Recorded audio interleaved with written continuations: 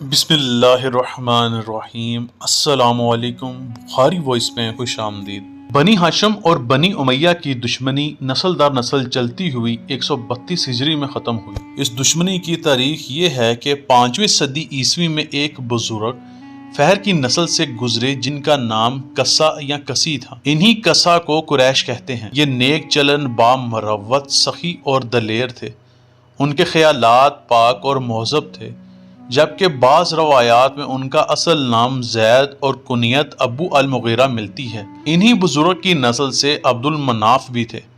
حضرت عبد مناف کے 6 بیٹے تھے، جن میں حضرت عبد الدار سب سے بڑے اور حضرت عبد المناف سب سے لائق تھے۔ انہوں نے مرتے وقت بڑے بیٹے کو تمام مناصب سپرد کیے، لیکن حضرت عبد المناف نے اپنی طبیعت کی وجہ سے سب شہرت حاصل کر لی۔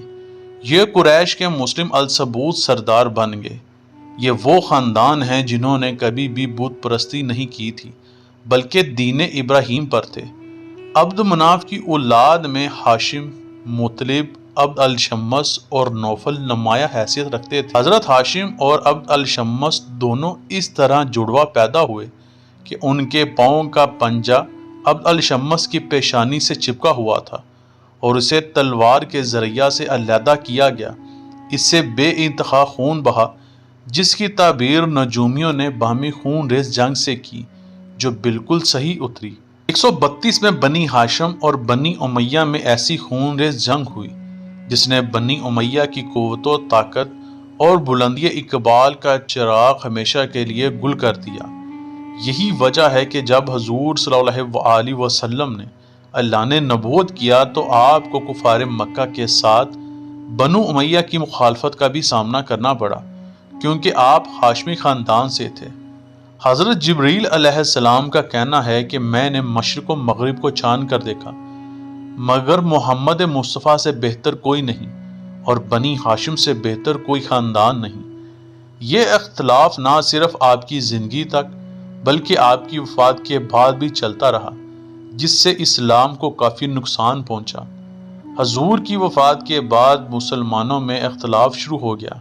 اسی پس منظر کو دیکھتے ہوئے ایک یہودی نے حضرت علی کو طعنہ دیا کہ تم مسلمانوں میں تمہارے نبی کی وفات کے بعد ہی اختلافات شروع ہو گئے تھے۔ آپ نے فرمایا، ہم میں رسول اللہ کی وفات کے بعد ان کے قول و فعل میں تضاد ہوا، نہ کہ اللہ کی وحدانیت میں، اور تمہارے تو ابھی پاؤں دریائے نیل کے پانی سے خشک نہ ہوئے تھے کہ تم موسیٰ کے پاس گئے اور کہا کہ ہمیں بت بنانے کی اجازت دے دیں تاکہ ہم اس کی عبادت کر سکیں۔ یہ دیکھ کر موسیٰ نے کہا کہ تم کتنے ہی بدبخت لوگ ہو۔ حضور کی وفات کے بعد خلافت راشدہ 30 سال تک چلی، جو امام حسن پر ختم ہوئی۔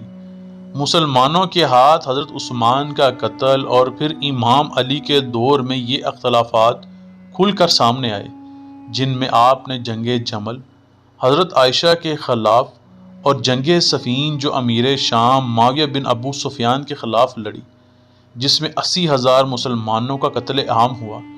امام علی کی شہادت 40 ہجری میں جب ہوئی تو مسلمانوں نے امام حسن کو خلیفہ مقرر کیا۔ معاویہ بن ابو سفیان نے یہ دیکھتے ہوئے امام حسن کے خلاف اعلان جنگ کیا۔ آپ نے مسلمانوں کو مزید قتل و غارت روکنے کے لیے معاویہ بن ابو سفیان سے صلح کر لی، جو کہ کچھ شرائط پر تھی۔ اس کے بعد یہ تخت امیر شام معاویہ بن ابو سفیان کی طرف منتقل ہو گیا اور پھر اسلام میں خلافت ختم ہو کر ملوکیت شامل ہو گئی۔ معاویہ بن ابو سفیان نے امام علی کے چاہنے والوں کو نہ صرف قتل کرایا بلکہ کچھ کو ملک بدر بھی کر دیا اور ممبروں پر لعنت کروائی۔ معاویہ بن ابو سفیان کے بعد اس کا بیٹا یزید بن معاویہ تخت نشین ہوا، جس کے پہلے سال کربلا کا واقعہ، دوسرے سال مدینہ پر چڑھائی جسے واقعہ ہیرا کے نام سے جانا جاتا ہے، تیسرے سال مکہ پر چڑھائی کی جس سے خانہ کعبہ کو بھی نقصان پہنچا۔ یزید کی موت کے بعد یہ خاندان 132 ہجری تک حکومت کرتا رہا۔ اس کے بعد بنو عباس نے حکومت سنبھالی۔ بنو عباس دراصل قتل امام حسین کی ہمدردی کے ووٹوں کے ساتھ حکومت میں آیا تھا۔ انہوں نے نہ صرف بنی امیہ کے خاندان کو قتل کیا بلکہ بنی امیہ کے جو بھی حکمران گزرے تھے ان کی قبریں کھدوائیں ان کی لاشوں کو ٹانگا اور آگ لگائی۔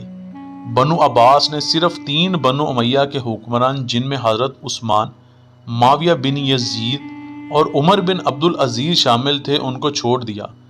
ابن کثیر میں ہے، معاویہ بن ابو سفیان کی قبر جب کھولی گئی تو غبار کی مانند صرف ایک سیاہ دھاگا پایا۔ اس کے بعد عبد الملک بن مروان کی قبر کو بھی اکھیڑا گیا اور ایک کھوپڑی پائی۔ قبروں میں ایک ایک ہی عضو ملتا تھا۔ ہشام بن عبد الملک البتہ صحیح سالم ملا۔ اس کی ناک کی سرے کے سوا کوئی چیز بسیدہ نہیں تھی۔ اسے کوڑے مارے گئے، حالانکہ وہ مردہ تھا، اور اسے کئی دن تک صلیب دیے رکھا۔ پھر اسے جلا دیا اور اس کی راکھ کوٹ کر ہوا میں بکھیر دی۔ اس کے بعد یزید کی قبر کو جب کھولا گیا تو اس میں ایک کالے رنگ کا کتا، لکڑیوں کی راکھ اور ایک اژدہا ملا۔ بنو عباس نے 500 سال تک حکومت کی۔ انہوں نے بنی امیہ کی قبروں کے بعد اہل بیت کی قبریں بھی کھدوانی چاہییں۔ بنو عباس کے خلیفہ منصور نے 3 دفعہ قبر حسین پر ہل چلوایا لیکن قبر نہ کھلی۔ اس کے بعد اس نے قبر حسین کا نشان مٹانے کے لیے دریائے فرات کے پانی کو موڑ کر نہر کھدوائی۔ پر قرآن مجید میں اللہ پاک ارشاد فرماتے ہیں کہ تو میرا ذکر کر، میں تیرا ذکر کروں گا۔ اور یہ وہ ہستیاں ہیں جنہوں نے اپنی حال کو اللہ کی راہ میں قربان کروا دیا، ان کا ذکر کیسے کوئی مٹا سکتا ہے؟ اللہ مجھے اور آپ کو آسانیاں عطا کرے اور آسانیاں تقسیم کرنے کی توفیق عطا فرمائے، آمین۔